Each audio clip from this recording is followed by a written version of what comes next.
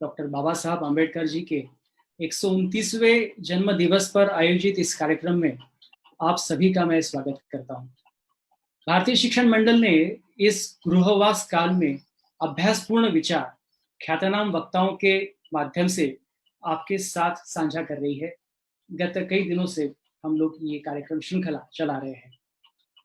आज के कार्यक्रम की शुरुआत मंडल के ध्येय श्लोक से हम करते हैं। मंडल का ध्येय श्लोक से हम लोग शुरुआत करेंगे।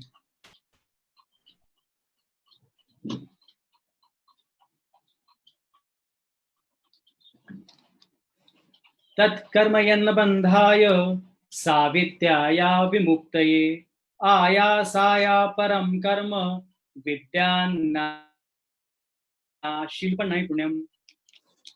विष्णु पुराण के इस श्लोक से भारतीय शिक्षण मंडल का हर कार्यक्रम शुरू होता है। आज की इस चर्चा में हमारे साथ जो वक्ता है, उन वक्ताओं का परिचय मैं आप सभी को करवा देता हूं। हमारे साथ आज जो पहले वक्ता है डॉक्टर सुषमा यादव, भगत फूल सिंह महिला विश्वविद्यालय सोनीपत हरियाणा की आप वाइस चांसलर है। 30 वर्ष से भी अधिक अध्यापन एवं अनुसंधान का अनुभव आपके पास है। आप इसके पूर्व IIPA में प्रोफेसर रही है और विविध पुरस्कारों से आप सम्मानित हो चुकी है। आपके पूरे कार्यकाल में जो अध्ययन का विषय रहा, जिसमें आपकी एक्सपर्टीज रही, वो डॉक्टर बाबा साहेब अम्बेडकर के विविध पॉलिटिकल विषयों पर आपने अध्ययन किया हुआ है। वो आपके विशेष अभ्यास के रूप में रहे हैं। आपका इस कार्यक्रम में बहुत बहुत स्वागत है। हमारे दूसरे युवा वक्ता श्री सतीश जी गायकवाड़ भारतीय शिक्षण मंडल के विस्तारक है। मूलतः नांदेड़, मराठवाड़ा, महाराष्ट्र में एक रीजन है, वहां से आते हैं। बाबा साहब के विचारों पर अध्ययन और वर्तमान परिप्रेक्ष्य में उसका चिंतन, उसका अवलंबन, ये आपका विषय रहा है। आप बहुत आग्रही वक्ता है। आपका भी इस कार्यक्रम में बहुत बहुत स्वागत है। डॉक्टर संजय जी पासवान एक प्रभावशाली राजनीतिज्ञ है। माननीय वाजपेयी सरकार में मानव संसाधन मंत्रालय के राज्य मंत्री आप रह चुके हैं और वर्तमान में बिहार के आप MLC हैं। चिंतन और लेखन दोनों में आपका विषय बाबा साहब अम्बेडकर रहा है। आप जैसे सीनियर व्यक्ति के साथ आज हम लोग आपके विचारों को यहाँ रूबरू करेंगे। आपका भी मैं इस मंच पर बहुत बहुत स्वागत करता हूँ। आज के इस कार्यक्रम की अध्यक्षता हमारे भारतीय शिक्षण मंडल के अध्यक्ष एवं इंदिरा गांधी राष्ट्रीय कला अकादमी के मेंबर सेक्रेटरी डॉक्टर सच्चिदानंद जोशी जी करेंगे। सबसे युवा रजिस्ट्रार, सबसे युवा वाइस चांसलर, पत्रकार समाज में सुपरिचित है। सर्वकष एवं गहरी सोच आपके वाणी का अंग है। आप चारों वक्ताओं का मैं इस कार्यक्रम में बहुत स्वागत करता हूं। आप सभी का इस कार्यक्रम में स्वागत है। मैं हमारी जो प्रथम वक्ता है आचार्य सुषमा यादव जी, उनसे निवेदन करता हूं कि वे अपना विषय बाबा साहब अम्बेडकर का जीवन परिचय आप सब लोगों के सामने रखें। माननीय आचार्य श्री सुषमा जी यादव।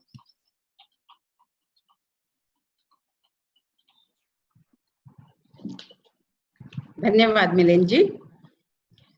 डॉक्टर बाबा साहेब अम्बेडकर जयंती पर भारतीय शिक्षण मंडल द्वारा आयोजित इस परिचर्चा के अध्यक्ष डॉक्टर आचार्य सच्चिदानंद जोशी जी, मेरे साथी वक्ता आचार्य संजय पासवान जी, श्री सतीश गायकवाड़ जी और हम सबको संयोजित कर रहे मिलिंद जी और आपके पीछे आनंद जी और भारतीय शिक्षण मंडल के सभी बंधु भगिनी और इस वेबिनार जैसी परिचर्चा में जुड़े हुए भारतवर्ष से और बाहर से सभी भारतीय शिक्षण मंडल के इस विचार परिवार के बंधु और भगिनी। सर्वप्रथम विलक्षण प्रतिभा के धनी और बहुआयामी व्यक्तित्व के स्वामी भारत रत्न युग प्रवर्तक बाबा साहेब अम्बेडकर को मैं अपनी श्रद्धांजलि देती हूँ और सादर नमन करती हूँ और भारतीय शिक्षण मंडल को और आप सबको साधुवाद देना चाहती हूँ कि आपने कोरोना के कारण इस बंधे हुए समय में भी इस परिचर्चा का आयोजन किया और हम सबको जोड़ा। मुझे कठिन काम दिया गया है। एक विलक्षण व्यक्तित्व की जीवन चर्या को, जीवन परिचर्चा को 10-15 मिनट में बांधकर आपके सामने प्रस्तुत करना। प्रायः हम जब कहते हैं उनके जीवन की परिचर्चा तो हम बहुत बड़ा एक युग लेकर चलते हैं, और जब मैं आज इसको एक बार फिर से ध्यान रखने का प्रयास कर रही थी तो उनकी डिग्रीज आज बहुत आप सबके पास नहीं पहुंची होंगी, व्हाट्सएप के माध्यम से जा रही हैं। एक व्यक्ति बीए, एमए, कई एमए उन्होंने की, कई एमएससी उन्होंने की, कई डीएससीज उन्होंने की और कई पीएचडीज एलएलडी के साथ उन्होंने की, फिर डीलिट बैरिस्टर एट लॉ भी किया, और ये डिग्री उन्होंने भारत से, मुंबई यूनिवर्सिटी से, जो हमारी एक अच्छे विश्वविद्यालयों में से मानी जाती है, एल्फिंस्टन कॉलेज और स्कूल से, जो यहाँ की उस समय की अच्छी शैक्षणिक संस्थाएं थी, और फिर कोलंबिया यूनिवर्सिटी से, लंदन स्कूल ऑफ इकोनॉमिक्स से, ग्रेज इन से, उस समय की जो अद्भुत और मानी गई शिक्षण संस्थाएं थी, अब भी मानी हुई शिक्षण संस्थाएं हैं, वहां से उन्होंने अपना अध्ययन किया। इसलिए बाबा साहेब अम्बेडकर के जीवन की यदि हम बात करते हैं तो ये जीवन एक बहुत ही सुंदर कथा है, जिसमें संघर्ष है, अन्याय है, अन्याय के विरुद्ध लड़ाई है, लेकिन विचार है, दर्शन है, आत्मविश्वास है, परिश्रम में आस्था है, धर्म के प्रति जिज्ञासा भी है, परंतु धर्म के प्रति आस्था भी है, और इन सब को मिलाकर बाबा साहेब अम्बेडकर का जीवन बनता है। यदि हम रामधारी सिंह दिनकर जी के शब्दों में कहें तो उनका जीवन ऐसा था जो उन्होंने अपने ग्रंथ में लिखा, युधिष्ठिर से संवाद के समय, जीवन उसका नहीं युधिष्ठिर जो इससे डरते हैं, यह उनका जो चरण रोप निर्भय होकर लड़ते हैं। बाबा साहेब अम्बेडकर का जीवन इसी की विलक्षण प्रतीक है। एक ऐसे समाज से जिसको आजकल महार जाति के नाम से जाना जाता है और महाराष्ट्र में सभी लोग उससे परिचित हैं, उसमें जन्म लेकर और भारतीय संविधान के शिल्पी तक उनका पहुंचना किसी भी एक जीवन के लिए एक बहुत लंबी और अविस्मरणीय यात्रा थी। उनके पिता और दादा दोनों आर्मी में थे, इसलिए प्रारंभ उनके जीवन का ऐसे स्थान पर हुआ जिसको हम मिलिट्री कंटोनमेंट या छावनी का जीवन कहते हैं, और छावनी का जीवन समाज के जीवन से थोड़ा भिन्न होता है। इसलिए शायद प्रारंभिक जीवन उनका जो 3 वर्ष का वहां बीता था वो अलग था। उसके बाद जब वो मुंबई गए, एल्फिंस्टन कॉलेज, पहले हाई स्कूल में उन्होंने प्रवेश लिया। हाई स्कूल और कॉलेज में जो शिक्षा की उनकी यात्रा हुई, उसमें बहुत से ऐसे अविस्मरणीय क्षण उनके सामने आए जब उन्हें इस बात का एहसास हुआ कि वो अन्यों से भिन्न है, और ये भिन्नता जो है वो ये विलक्षणता नहीं है, इसमें कहीं कुछ और भेद छिपा है। और इसीलिए वो बाद में जब याद करते हैं उसको तो कहते हैं कि मैं प्रश्न का जवाब जानता था, लेकिन जवाब इसलिए नहीं दे सकता था कि ये डर था कि कहीं ब्लैक बोर्ड पर मैं लिख दूं या उसके पास पहुंच जाऊं और उसको छू लूं तो कहीं पोल्यूशन ना हो जाए, कहीं अस्पृश्यता का के परिणाम अन्यों को उस पर ऐतराज ना हो। उनके शिक्षक भी शायद ये समझने लगे थे, और इसलिए शिक्षक उस विलक्षण प्रतिभा को पहचान कर उन्हें और अधिक पढ़ाने का प्रयास और उस प्रतिभा को पैनी करने का प्रयास भी कर रहे थे। उसी की कड़ी में एक ये नाम राशि जो उनको दी गई, और बाबा साहेब अम्बेडकर पूरे विश्व भर में अम्बेडकर क्षेत्र और उस पूरे के पूरे महाराष्ट्र के एक क्षेत्र को लेकर के संपूर्ण विश्व में उस नाम को प्रचलित कर गए।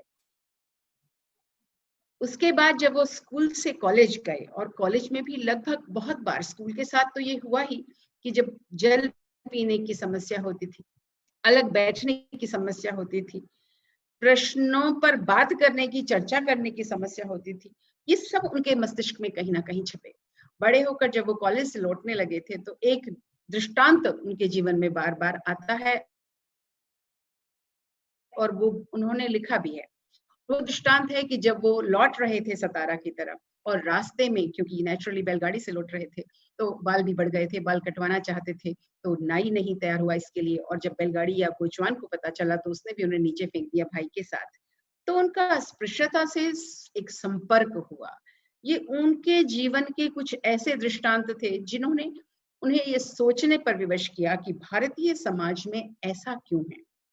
और उसी समय महाराजा गायकवाड़ से उन्हें एक छात्रवृत्ति मिली, और छात्रवृत्ति को लेकर के अध्ययन करने के लिए वो कोलंबिया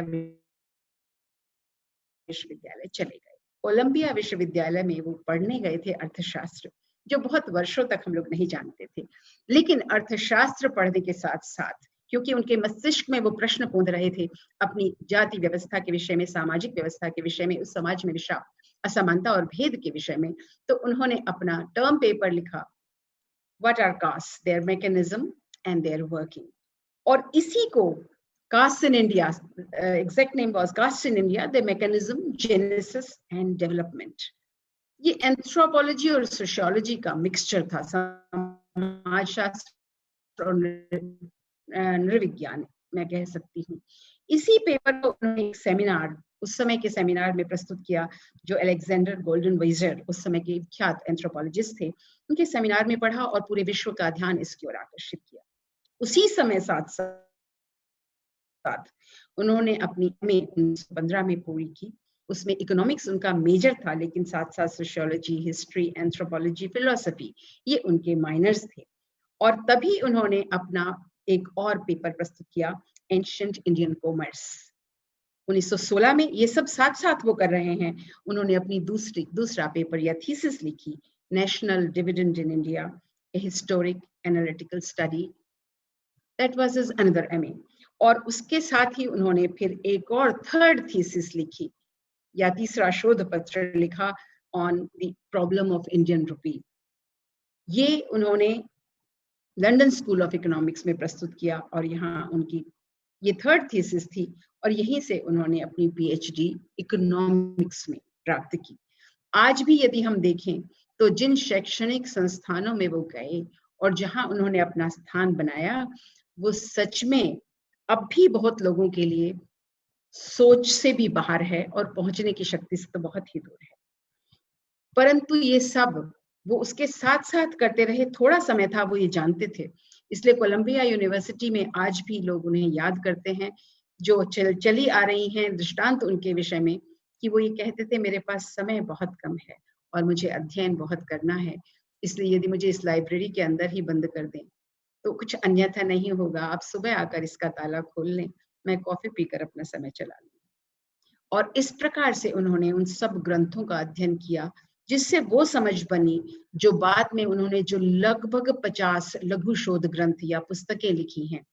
और उनकी जो आत्मकथा, एक आत्मकथा थोड़ी सी है, वेटिंग फॉर वीजा, जिसमें उन्होंने अपने दृष्टांत जीवन के भी लिखे, बाहर जाने के संघर्ष के बारे में भी लिखा, और यहाँ की अपनी जो दृष्टांत हैं, एनकाउंटर्स जिनको मैं कहती हूँ, इस समाज से और इस सामाजिक व्यवस्था से। इतना अध्ययन करने के बाद साथ साथ ही उन्होंने ग्रेज इनमें लॉ में भी एडमिशन ले लिया। और इतना अध्ययन करने के बाद जब वो लौटे तो एक बार फिर कुछ कटु दृष्टांत उनके साथ हुए। और वो दृष्टांत थे, बड़ौदा में पहुंचकर पहले तो घर रहने के लिए नहीं मिला, और महाराजा ने, क्योंकि उनके साथ उनका एक अंडरस्टैंडिंग भी थी और एग्रीमेंट भी था, उन्होंने उन्हें नौकरी दे दी। लेकिन उस नौकरी में भी उस समय तक समाज आज जैसा नहीं था, और ना तो चपड़ासी और ना उनके साथी उन्हें पूरी तरह से स्वीकार कर सके और काम करने का अवसर दे सके। उस कटुता से उन्होंने सोचा, मैं आगे अध्ययन फिर बढ़ाऊं, और महाराजा के सेक्रेटरी की पोजीशन पाने के बाद भी यदि मैं यहाँ एक्सेप्टेबल या स्वीकार्य नहीं हूँ, तो अवश्य ही इस समाज में कुछ और करने की आवश्यकता है। और तब समाज में परिवर्तन, धर्म में परिवर्तन की बात उनके मस्तिष्क में आई। स्कूल में वो संस्कृत पढ़ना चाहते थे, क्योंकि वो जानना चाहते थे कि ये समाज जैसा है वैसा क्यों बना है। और उन्होंने उस समय तो पर्शियन पढ़ी, लेकिन बाद में संस्कृत पढ़ी और संस्कृत ग्रंथों का अध्ययन किया। और तभी ये माना कि समाज में बहुत सी धारणाएं धर्म से जुड़ गई हैं, और उस धर्म में यदि थोड़ा परिवर्तन और सुधार किया जाए तो इन धारणाओं में परिवर्तन लाया जा सकता है। और तब उन्होंने ये कहना शुरू किया कि यदि हम इस समाज में भारत को एक राष्ट्र के रूप में मजबूत करना चाहते हैं तो जाति व्यवस्था में परिवर्तन करना आवश्यक है। और इसलिए तब उन्होंने जात पात तोड़क मंडल के सम्मुख 1935 में अपना लेख लिखा, जिसका नाम था एनिहिलेशन ऑफ कास्ट, यानी जाति का संपूर्ण विनाश। और ये बात वो तब कह पाए जबकि उससे पहले उन्होंने बहुत से अहिंसक आंदोलन भी कर लिए थे। और उन अहिंसक आंदोलनों से उन्हें ज्ञात हुआ कि इतनी सरलता से इनमें परिवर्तन संभव नहीं है।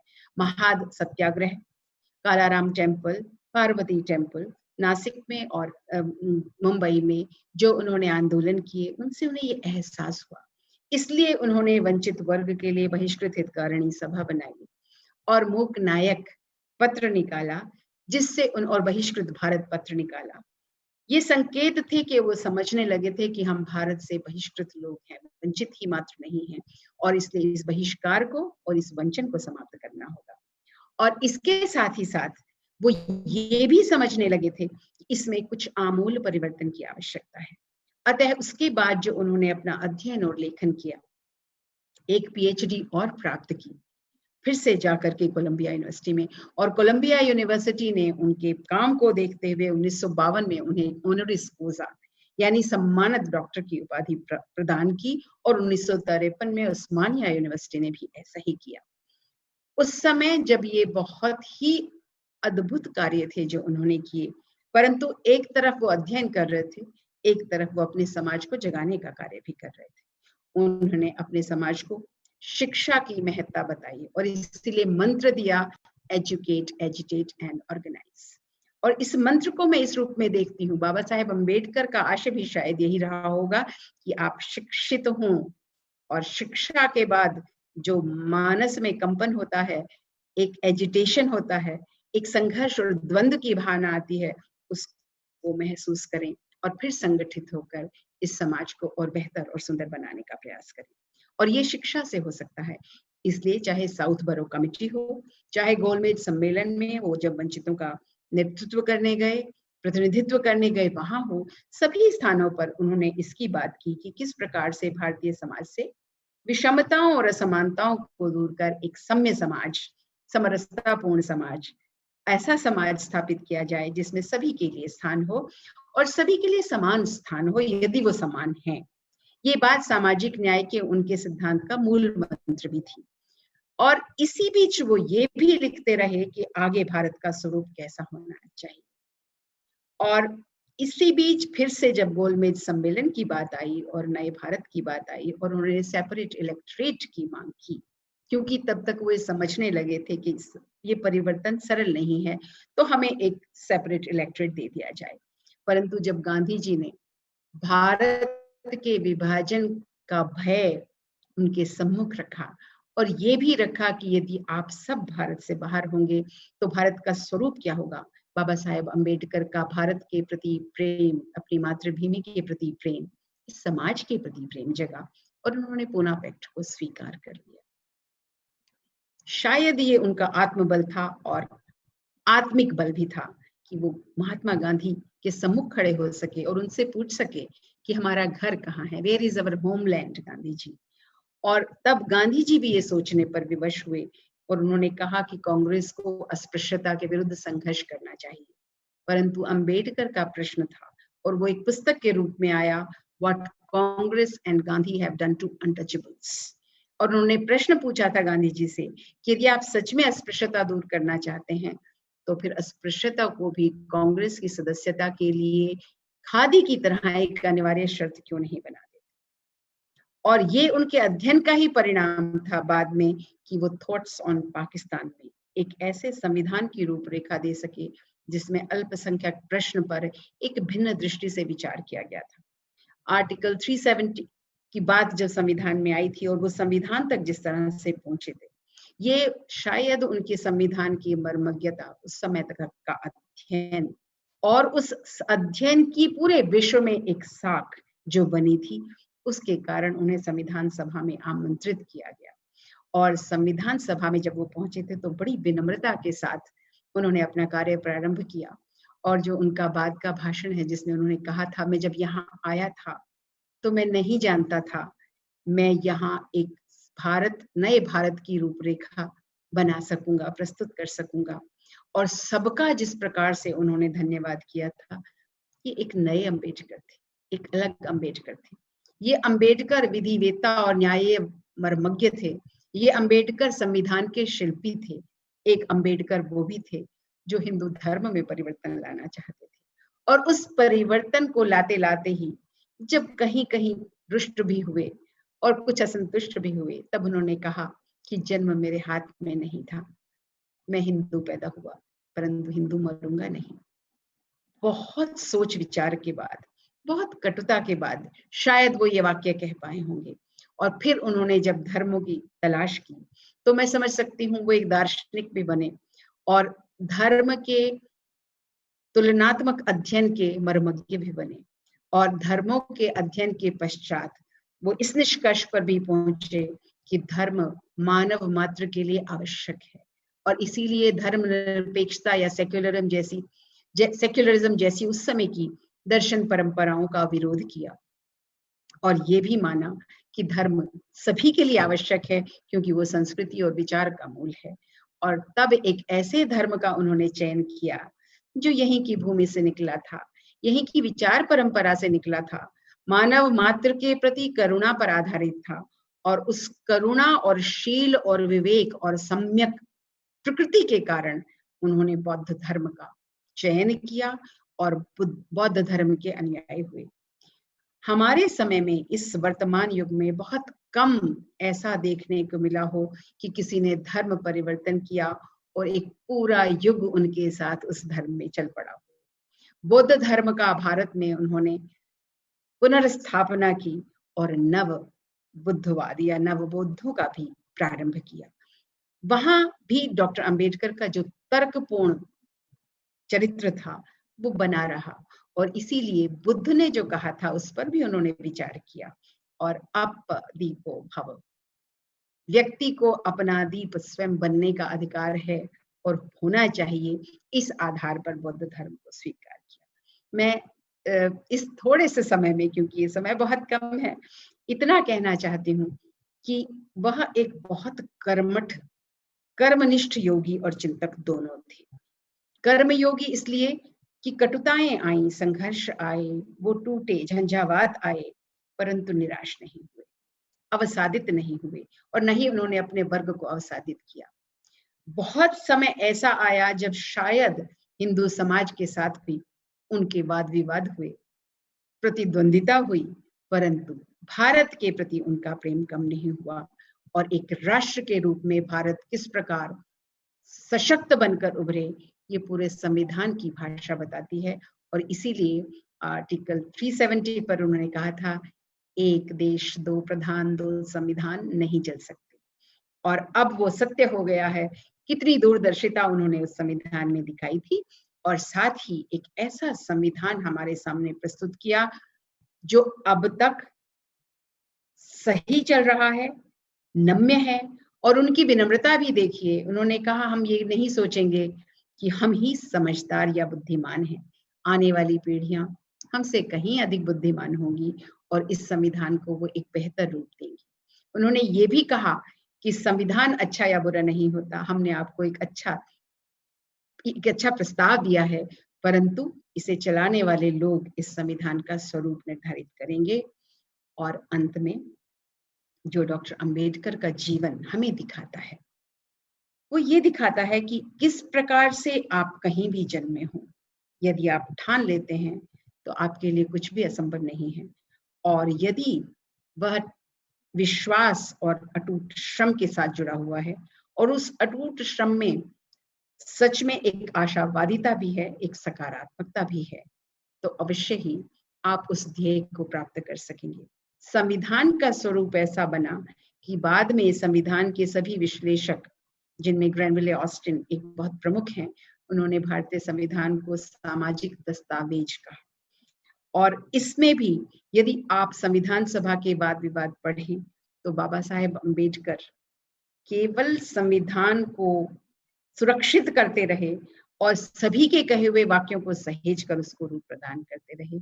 मैं समझती हूँ आज के दिन हम एक बार फिर उस व्यक्तित्व को, उनकी स्मृति को नमन करते हैं और ये संकल्प लें कि एक सुंदर सशक्त भारत जैसा हम सब चाहते हैं और बाबा साहेब अम्बेडकर ने संविधान में उसको रखा है, उसको हम बना कर रहे हैं। बहुत बहुत धन्यवाद। धन्यवाद दीदी। आपके विचारों के बाद मैं सतीश जी से निवेदन करता हूं कि वे डॉक्टर बाबा साहेब के विराट व्यक्तित्व को लेके आपके सामने प्रस्तुत करें श्री सतीश जी गायकवाड़।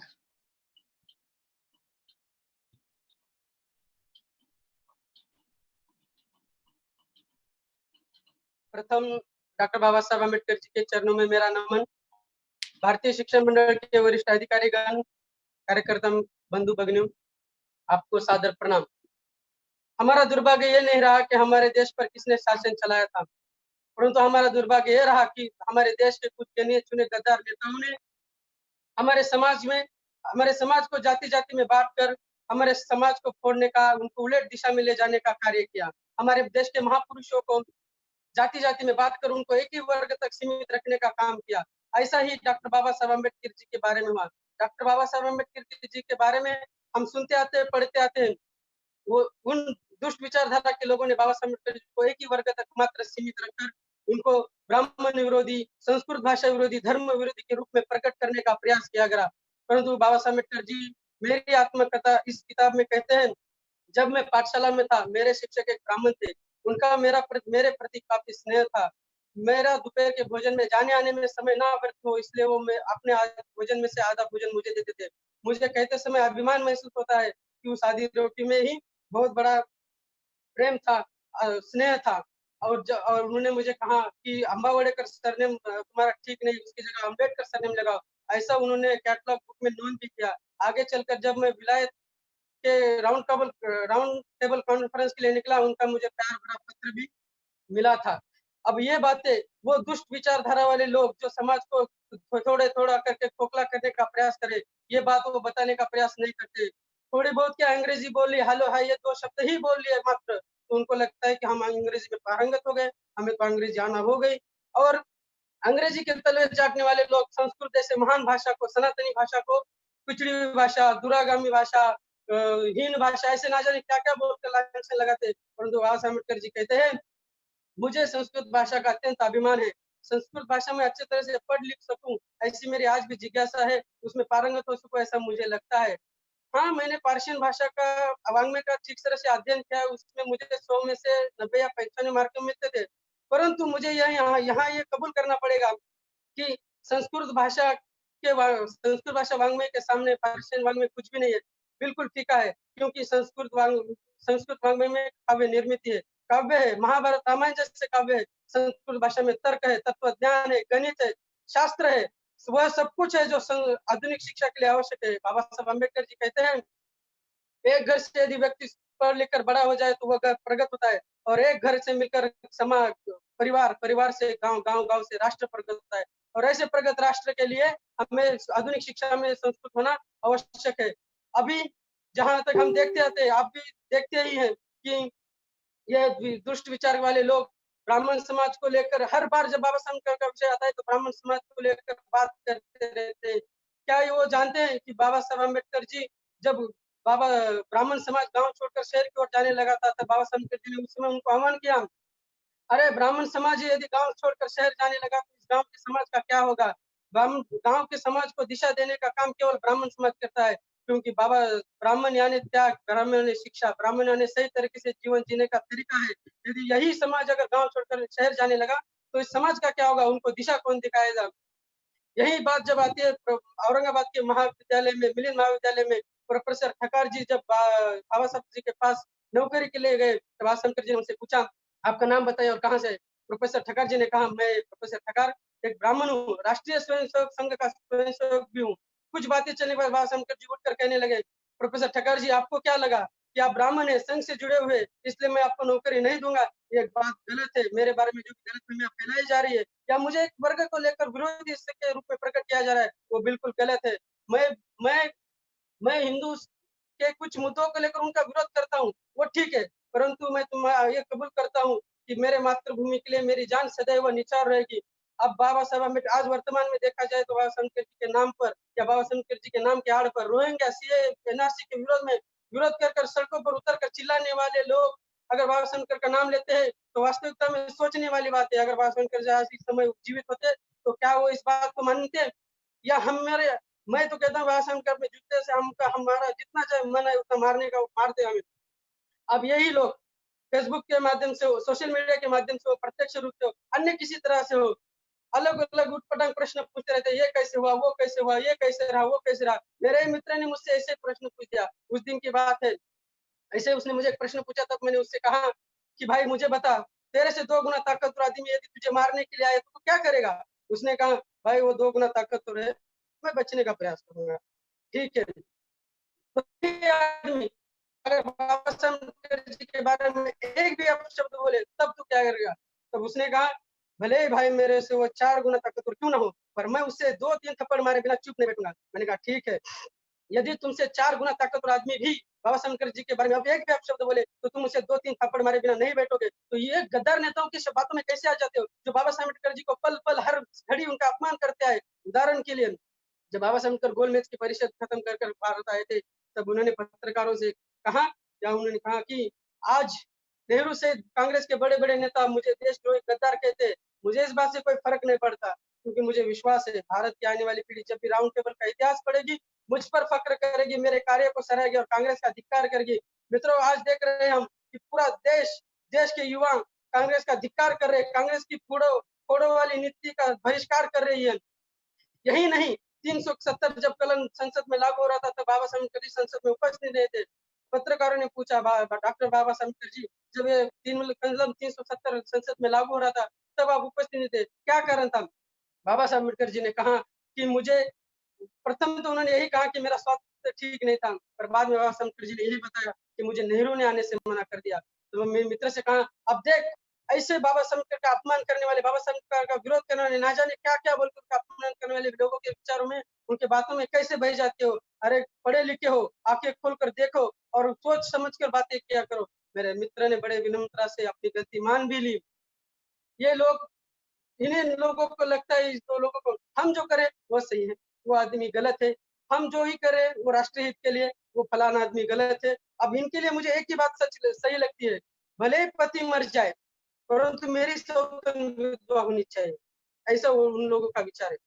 वो उन जानते हैं कि ये मैं गलत बोल रहा हूँ, फिर भी बोलना है, क्यों बोलना है? नहीं बोलूँगा तो हमारा बरसों से चलता आ रहा धंधा बंद हो सकता है। हाँ, इनका ये तो धंधा ही रहा है कि समाज को फोड़ो, जाति-जाति में बाँट दो, समाज की देश की प्रगति में अड़थला निर्माण करो, ये बातें तो वो करते रहे। मित्रों, पूरे बाबा साहब अम्बेडकर जी का पूरे जीवन का यदि आप कार्य देखेंगे, पूरे अध्ययन के साथ, अनुसंधान के साथ उनके कार्य को अगर देखेंगे, तो बाबा साहब अम्बेडकर का पूरा कार्य समाज के लिए रहा, इस देश के लिए रहा, इस धर्म के रहा। बाबा साहब अम्बेडकर अखंड भारत की स्वप्न देखने वाले महान राष्ट्र प्रेमी थे। उन्होंने हमेशा अखंड भारत का ही सपना देखा, उनका पूरा जीवन का कार्य केवल समाज के लिए ही रहा, चाहे वो 14 साल का सत्याग्रह हो, चाहे वो कालाराम मंदिर का सत्याग्रह हो, चाहे वो मनुस्मृति का दहन हो। मनुस्मृति को लेकर लोग, ये दुष्ट लोग कहते हैं कि मनुस्मृति में ऐसा था, वैसा था, ऐसा था, इसलिए बाबा साहब अम्बेडकर जी ने उसका दहन किया। इन लोगों की तरह बाबा साहब अम्बेडकर नहीं थे। बाबा साहब अम्बेडकर जी की विद्वता का तो आज भी पूरी दुनिया मिसाल मानती है। बाबा साहब अम्बेडकर जी ने पूरे सोच समझ के साथ, विचार के साथ मनुस्मृति का दहन किया। क्यों किया? क्योंकि मनुस्मृति वर्तमान समाज के लिए घातक थी। उससे समाज में फूट पड़ सकती थी, और समाज में फूट पड़ी गई तो देश के लिए वो हितकारक नहीं होगी। और बाबा साहब अम्बेडकर अखंड भारत के लिए मनुस्मृति का अध्ययन किया। माना कि 5000 साल पहले मनुस्मृति समाज के लिए दिशा दर्शक रही होगी, एक नियम रहा होगा, लेकिन वर्तमान में वो ठीक नहीं थी, इसलिए बाबा साहब अम्बेडकर जी ने मनुस्मृति का अध्ययन कर दिया। ये इन लोगों से बार-बार ये सुनने के लिए, उनसे सुनने के लिए आता है कि हमारे इस धर्म में ऊंच-नीचता थी, जातीयता थी, भेदभाव था। मैं मैं उनसे पूछना चाहता हूँ, यदि हमारे समाज इतनी जाति नीचता थी, तो आद्य ग्रंथ रामायण जैसा महाग्रंथ लिखने वाले ऋषि कौन थे? ये प्रश्न उनके लिए है। मैं ये प्रश्न उनके लिए, आज समाज को, देश को बाबा साहब जी के विचारों की, उनके अभ्यास की, उनके जीवन की आवश्यकता है। उन उन और ये इन विचारों को समाज के हर घर-घर तक, समाज के हर व्यक्ति तक पहुँचाने के भी हमारा कार्य बनता है। क्योंकि आज भी हमारा देश किसी भी दुविधा में अगर हो, तो बाबा साहब अम्बेडकर जी के अभ्यास का, उनके चिंतन का उतने ही जिज्ञासा से चिंतन किया जाता है, जितनी जिज्ञासा से बाबा साहब अम्बेडकर जी ने उस ज्ञान का ग्रहण किया था। मित्रों, जो लोग देश को पीछे लेने का प्रयास करते हैं, हमें बहला-फुसला कर अलग मार्ग पर ले जाते हैं। किसी कोई तो कुछ भी अलग-अलग प्रकार के नारे देने का प्रयास करते हैं, या नारे लगाने के लिए प्रोत्साहन करना चाहते हैं, या किसी प्रकार एक विशिष्ट व्यक्ति को लेकर बोलने के लिए बोलते हैं। ऐसे लोगों के झांसे में ना आए। देश के प्रगति के लिए, देश के उन्नति के लिए अपना योगदान दे। जैसे आज हम वर्तमान में कोरोना से बचने के लिए घर में बैठकर कोरोना से लड़ रहे हैं, फिर कोरोना तो फिर भी 2-3 दिन में, कुछ दिनों में या महीनों में चला जाएगा, लेकिन इन लोगों द्वारा जो फैलाई जा रही जो महाबीमारी है, जो वर्षों से चले जा रहे, जो समाज को धीरे धीरे खोखला कर रही है, उनसे दूर रहकर ही उनका सामना करना है। और अंत में इतना ही कहना चाहूंगा, 100 बातों में से एक बात सही, वो बात कहना चाहता हूँ। मैं आज के और कल के भारत को बाबा साहब के रूप में देखना चाहता हूँ। विश्व वंदनीय परम पूजनीय डॉक्टर बाबा साहब अम्बेडकर जी के 129वीं जयंती पर शत शत नमन करता हूँ। और जय हिंद, जय भारत, जय भीम।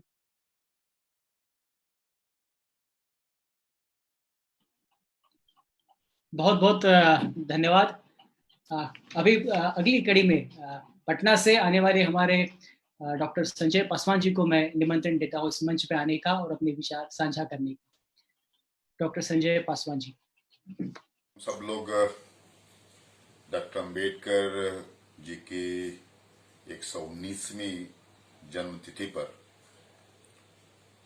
अपने अपने घरों में कोरोना की कृपा से हम लोग जमे हुए हैं, और तब भी इस दौरान भी डॉक्टर अम्बेडकर के प्रति जो इस देश की, इस राष्ट्र की निष्ठा है, वह किसी से छिपा हुआ नहीं है। अभी अभी 1 घंटा पहले ही माननीय नरेंद्र मोदी जी, प्रधानमंत्री जी ने भी उनके नाम पर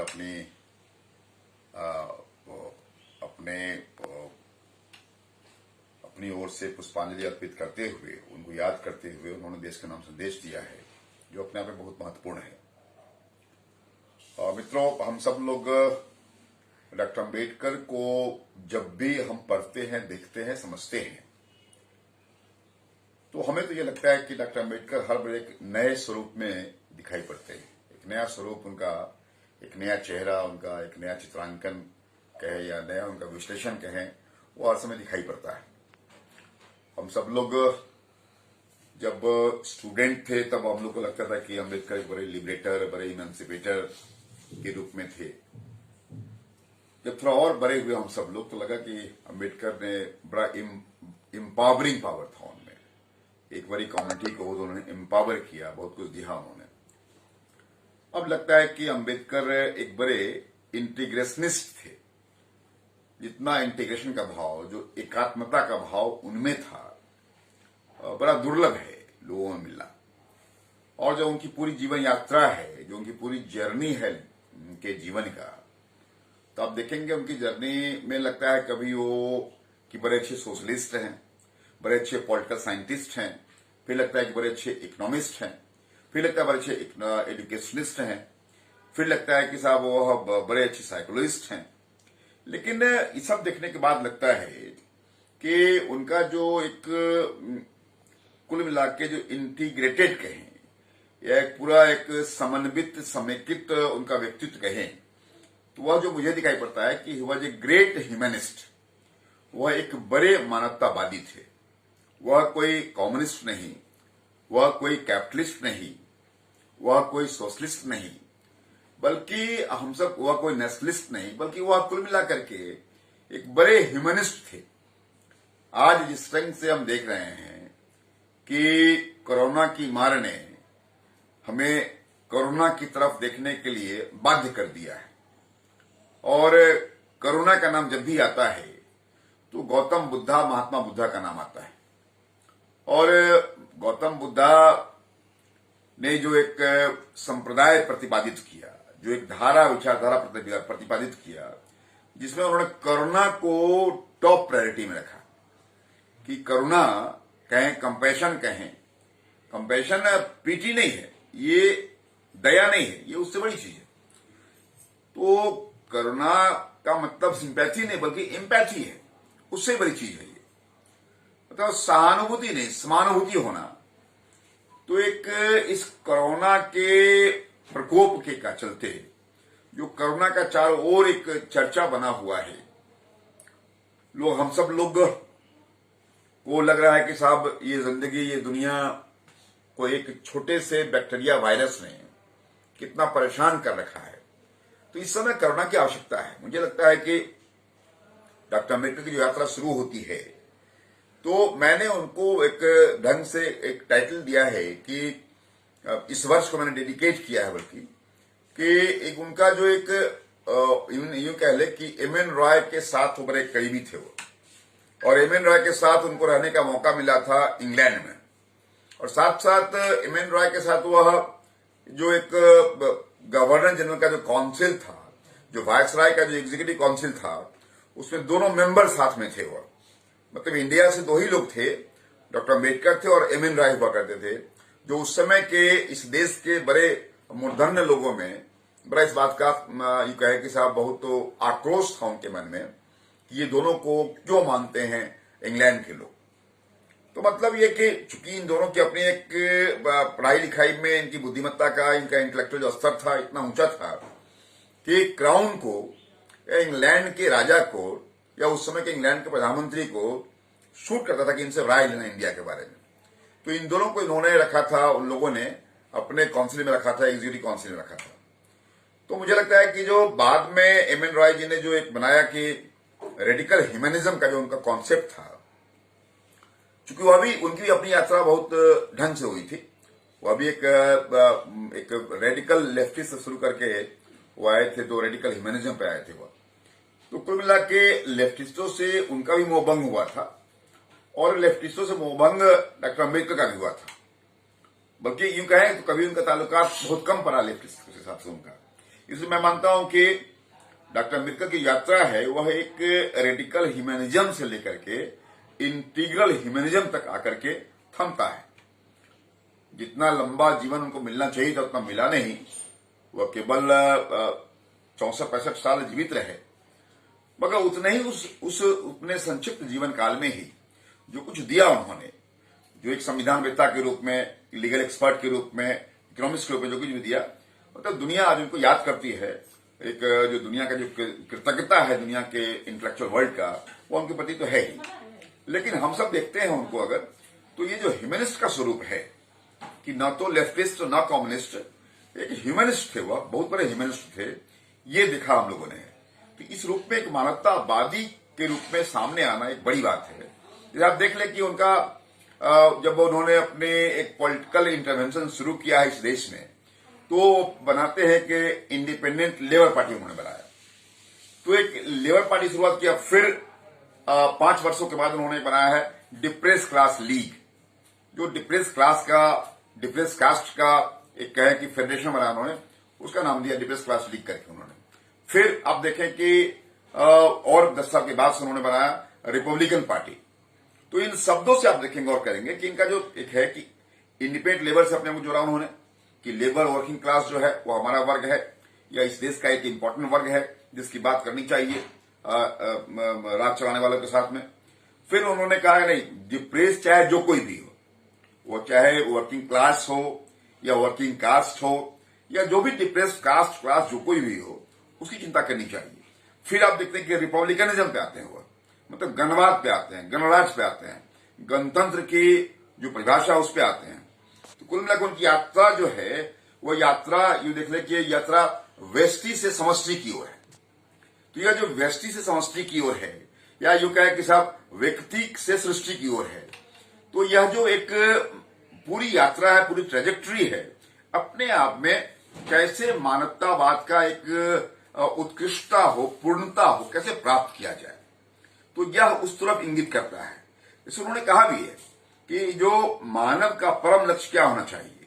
तो उन्होंने कहा है कि साहब जो अपना ये मेंटल लेवल है, जो इंटेलेक्चुअल स्ट्रेंथ हमारा है, उसका कैसे कल्टीवेशन हो। अब वो जब भी बात करते हैं कल्टीवेशन ऑफ माइंड की बात करते हैं, तो बिल्कुल उसमें कहीं ना कहीं जब मेंटल की बात होती है तो मेंटल भी है, इंटेलेक्चुअल भी है और स्पिरिचुअल भी है। तो मैं मानता हूं कि एक व्यक्ति होने के नाते जो अपना फिजिकल क्वोशिएंट है उसको ठीक ठाक रखना, और जब हम मेंटल लेवल पे बात करते हैं, माइंड के लेवल पे बात करते हैं, तो उसका मतलब ही होता है कि माइंड को और एक्सीलेंस की ओर ले जाना और परफेक्शन की ओर ले जाना। वैसे परफेक्शन एक मिसनोमर है, लेकिन कैसे हम उस एक्सेल करें, माइंड के ब्राइटनेस को बढ़ाएं, माइंड को कल्टीवेट कैसे किया जाए, उस तरफ यात्रा अगर है तो मुझे स्पष्ट दिखाई पड़ता है कि उनकी यात्रा बिल्कुल बॉडी से लेकर के माइंड, माइंड से लेकर के इंटेलेक्ट और इंटेलेक्ट से लेकर के सोल की ओर था, जो हम आत्मा कहते हैं, सोल कहते हैं, परमात्मा कहते हैं, उस तरफ था। और आप देख लें कि जब उन्होंने हिंदुत्व के पाखंड पे हमला किया, उन्होंने कहा कि साहब हिंदू धर्म मैंने जन्मा है मगर मैं मरूंगा नहीं, उसका मतलब ये था जो हिंदुत्व का पाखंडवाद था, जो हिंदुत्व का ढोंगवाद था, जो हिंदुत्व में भेदभाव की जो भावना थी, उसके खिलाफ में। इसलिए उन्होंने उसको तमाचा मारते हुए जो हिंदुत्व का जो ढोंगवाद पाखंडवाद है उससे लड़ने के लिए उन्होंने किसी और विदेशी अभिधर्मी के धर्म को नहीं अपना करके उन्होंने इसी धरती पर जो जन्मा हुआ एक संप्रदाय था, जो बौद्ध संप्रदाय के हैं, बुद्धिज्म के हैं या बौद्ध की धारा के हैं, उसको उन्होंने अपनाया।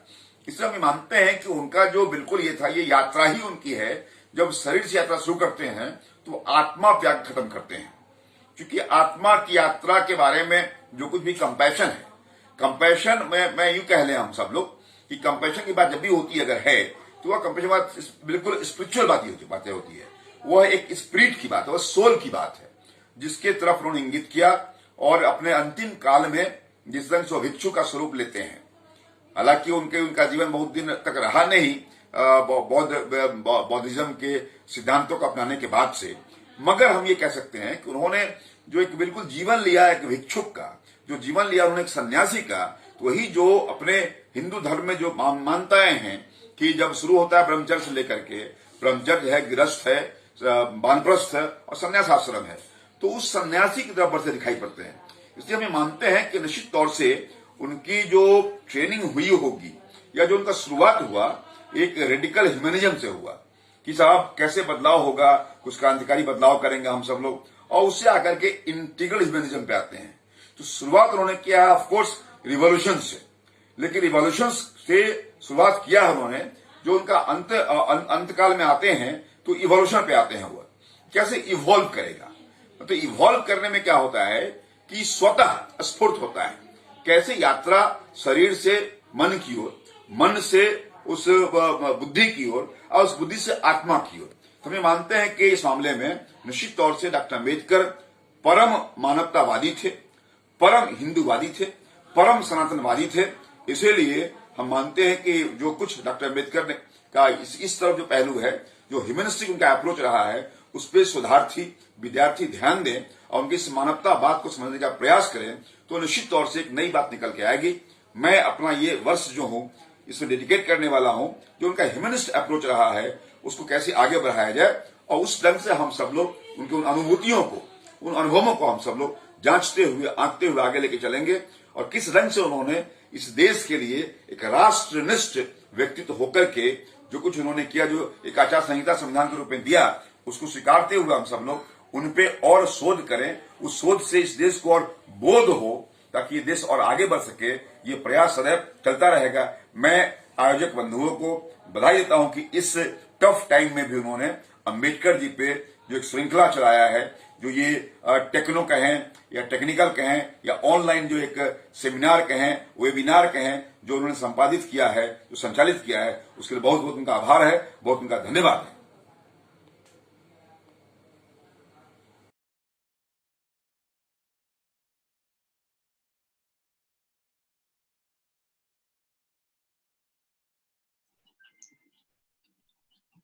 बहुत बहुत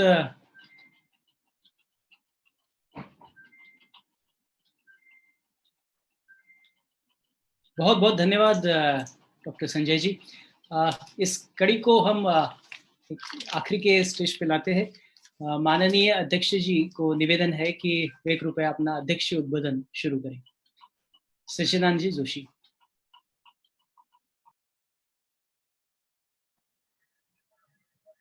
नमस्कार। बाबा साहब अम्बेडकर जी की जयंती की आप सभी को हार्दिक शुभकामनाएं।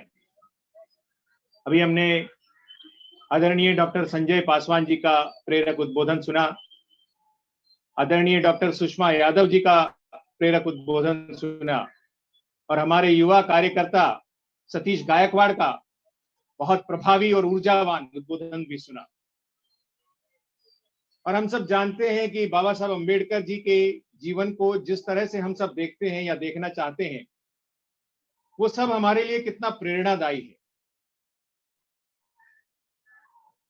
He is a true inspiration for the Indian soul. We all know that his character, his total persona is so inspiring, and it has so much multifaceted. He has so many dimensions in his character. Unfortunately, only few dimensions are exposed until now. We all know that he is supposed to be the father of Indian Constitution. Bharat के संविधान के जनक माने जाते हैं, भारत के संविधान के पिता हैं वो, और उनके लिए फ्रीडम जो है, जो स्वतंत्रता है, वो सर्वोपरि है. And for him, the freedom of mind was the utmost important thing. And he used to say that if you don't have the freedom of mind, you don't deserve to be a human being. He said that even if you are not changed, you have not been chained by someone, still you are not free because your mind is not free. Even if you are not in prison, you are not free. You are a prisoner because you don't have freedom of mind. He went on to saying to the extent that even if you are alive, if you are not free, you are supposed to be dead. स्वतंत्रता की बात इतनी पुरजोर ढंग से कहने वाले बाबा साहब अम्बेडकर ऐसे एकमात्र व्यक्ति थे. And that is why he was an ordinary person. That is why he could visualize the constitution. उन्होंने भारत का संविधान जो लिखा वो अपने आप में विश्व के श्रेष्ठतम संविधानों में इसीलिए माना जाता है. और उन्होंने जो शिक्षा के बारे में जो अपनी बातें कही, उनका मूल मंत्र था education is to socialise and to moralise. शिक्षा व्यक्ति को समाज बनाने के लिए, उसके अंदर एक नैतिक बनने के लिए होती है. हम हमारी भारतीय शिक्षा पद्धति में लगातार ढूंढने की कोशिश करते हैं कि किस तरह से हम व्यक्ति को सोशलाइज कर सकते. उसके की बात बाबा कहते हैं, बात कहते हैं. उन्होंने कहा ये डज नॉट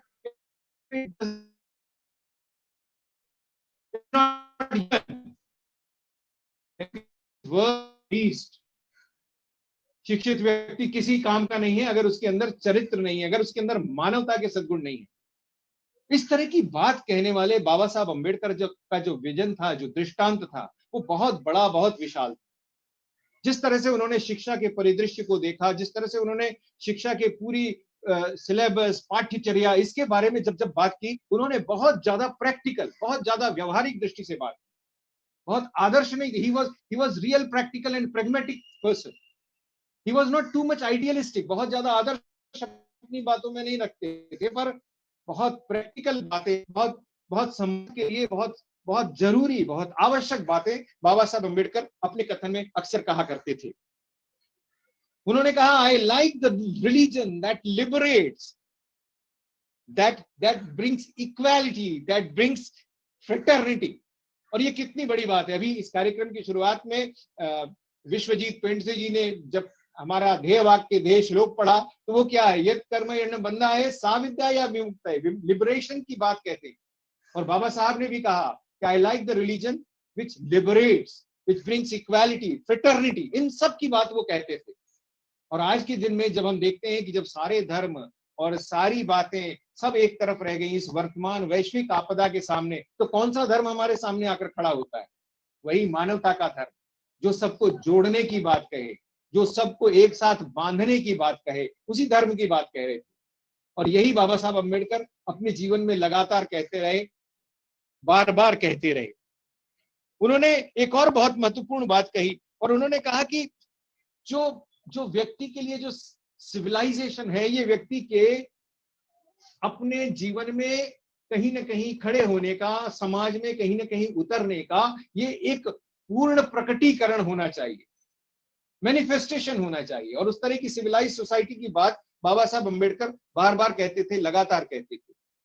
उन्होंने अपना जीवन का ध्येय बना रखा था, एजुकेट, एजिटेट एंड ऑर्गेनाइज. शिक्षित करो, एजिटेट करो, कहीं ना कहीं इस बारे में अपना विरोध दर्ज भी करो, और संगठित रहो. और हमने देखा कि किस तरह से उन्होंने संगठित होकर सारे समाज में एक तरह की जागृति फैलाई। भारतीय समाज जो कहीं कहीं अपनी तमाम व्याधियों के कारण, और वो व्याधियां भी, उन व्याधियों का भी भारतीय समाज की अंतर्निहित ढांचे से उसका कोई संबंध नहीं था कि व्याधियां हमारे समाज में कहीं बाहर से डाली गई थी। उन व्याधियों के कारण जिस तरह से भारतीय समाज पीड़ित हुआ था, प्रभावित हुआ था, उस सब के बीच में से बाबा साहब अम्बेडकर उठकर कहते हैं, और वो बार बार कहते हैं, एजुकेट, एजिटेट एंड ऑर्गेनाइज। और इस ध्येय वाक्य को लेकर वो आगे बढ़े। अपने जीवन का उन्होंने यही ध्येय बनाया था, इसी ध्येय को लेकर वो लगातार आगे बढ़े। हम सब जानते हैं कि उनकी बहुमुखी प्रतिभा, he was a multifaceted personality, not only the constitutional expert, not only the great psychologist, not only the great sociologist, but a propagator of women empowerment, a propagator of moral education, and he was an eminent economist. बहुत बड़े अर्थशास्त्री थे। मुझे बार बार लगता है कि अगर वो भारत के कानून मंत्री नहीं होते तो शायद वो भारत के वित्त मंत्री होते। और उन्होंने अपनी वित्तीय संसाधनों में, वित्तीय व्यवस्था में, वित्तीय सिद्धांतों का जो प्रतिपादन किया है वो अपने आप में बेमिसाल है। उसको देखने की जरूरत है। उसमें गहराई ढूंढेंगे तो हमें लगेगा कि वर्तमान परिदृश्य में, in the present scenario, the kind of situation which we are dealing with, his economic thoughts are of immense importance, great importance for all of us. We must also study Ambedkar as an economist. We must also study Ambedkar as a great sociologist. We must also study Ambedkar as great reformer, great psychologist of the society. बहुत सारी उनके जीवन की जो परिधियां थी, बहुत सारी जो व्यापकताएं थी, वो देखने से हमको लगता है कि बाबा साहब अम्बेडकर के बारे में जितना अभी तक काम हुआ है, जितना सोचा गया है, जितना समझा गया है, वो अभी भी उनके समूचे व्यक्तित्व का बहुत छोटा सा अंश है।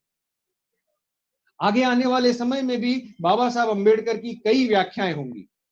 अलग अलग संस्थाओं द्वारा, अलग अलग विचारकों द्वारा बाबा साहब अम्बेडकर के जीवन की अलग अलग परिधियों को, अलग अलग व्यापकताओं को खोजा जाएगा, देखा जाएगा। And we must also learn and understand that Baba Saheb Ambedkar's contribution to the field of education, to the field of social reforms was beyond any comparison.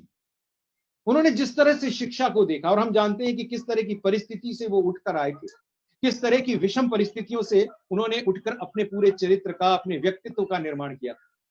और उसके बावजूद भी उनके अंदर समाज को देने की जो प्रवृत्ति थी वो बहुत महत्वपूर्ण थी। उनका एक बहुत महत्वपूर्ण वाक्य है, पे बैक टू द सोसाइटी। हम भारतीय शिक्षण मंडल में प्रार्थना करते हैं, जीवने यावदादानम स्यात् प्रदानम ततोधिकम। और बाबा साहब अम्बेडकर भी कहते हैं, पे बैक टू द सोसाइटी। समाज से जितना मिला है उतना लौटाओ, संभव हो तो उससे ज्यादा भी लौटाओ। और वही बाबा साहब अम्बेडकर जी ने किया। कभी अपने जीवन में इस बात का बहुत अधिक दुख न मनाते हुए कि समाज ने उनको क्या दिया, हमेशा समाज को श्रेष्ठतम चीजें देने की कोशिश की। अपने सिद्धांतों से, अपने विचारों से, अपने अध्ययन से, अपने लेखन से, अपने चिंतन से, अपने मनन से बाबा साहब अम्बेडकर ने विचारों का एक ऐसा व्यापक विश्व खड़ा कर दिया जिसके लिए भारत भूमि के लिए आजन्म रहेगी। हमेशा हम उनके चरणों में नतमस्तक रहेंगे। ऐसे बाबा साहब अम्बेडकर जी का आज जन्म दिवस है। हम सब के लिए ये प्रेरणा का दिन है, क्योंकि हम जानते हैं कि आज के दिन जिस तरह की पूरी वैश्विक परिस्थिति है उसमें हमें निरंतर इस तरह के प्रेरक व्यक्तित्वों की, उनके मार्गदर्शन की, उनके विचारों को आत्मसात करने की आवश्यकता है। हम जितना बाबा साहब अम्बेडकर जी के बारे में जानेंगे, समझेंगे, सोचेंगे, उतना कहीं ना कहीं हमारा जीवन परिष्कृत होगा, उतना कहीं ना कहीं हमें इस वर्तमान संकट से भी जूझने में सहायता मिलेगी। समाज में जिस तरह की आज एक जिस तरह का भय का वातावरण व्याप्त हो गया है, उस भय के वातावरण से भी उबरने में बाबा साहब अम्बेडकर का व्यक्तित्व हमें साहस प्रदान करता है, हमें संकल्प की प्रेरणा भी देता है और हमें सिखाता है कि किस तरह हम अपने जीवन को संयमित रख के, हम अपने जीवन को अनुशासित रख के इस काम में आगे बढ़ सकते हैं. We know that these are difficult circumstances, and we know that only persons like Baba Saheb Ambedkar can guide us through this difficult phase of life. We must do deep thinking. We must do deep research of his thoughts. We must also try to internalize whatever he has said for the betterment of this society, for the betterment of this humankind. एक और महत्वपूर्ण बात, हम संविधान के, भारतीय संविधान के 70 वर्ष भी मना रहे हैं. गणतंत्र जब स्थापित हुआ था उसके बाद 70 वर्ष का काल बीत गया, और इन 70 वर्षों में हमने सिर्फ अपने अधिकारों की बात की, कभी कर्तव्यों की बात नहीं की. संविधान के आर्टिकल 51 में कर्तव्यों की व्याख्या भी की गई है कि एक नागरिक के कर्तव्य क्या है, और उन कर्तव्यों को लेकर बहुत बहुत विस्तृत व्याख्या है. उसको हमें पढ़ने की, उसको समझने की, उसको देखने की भी आवश्यकता है, क्योंकि वर्तमान समय हमसे हमारे कर्तव्यों का प्रतिदान मांग रहा है.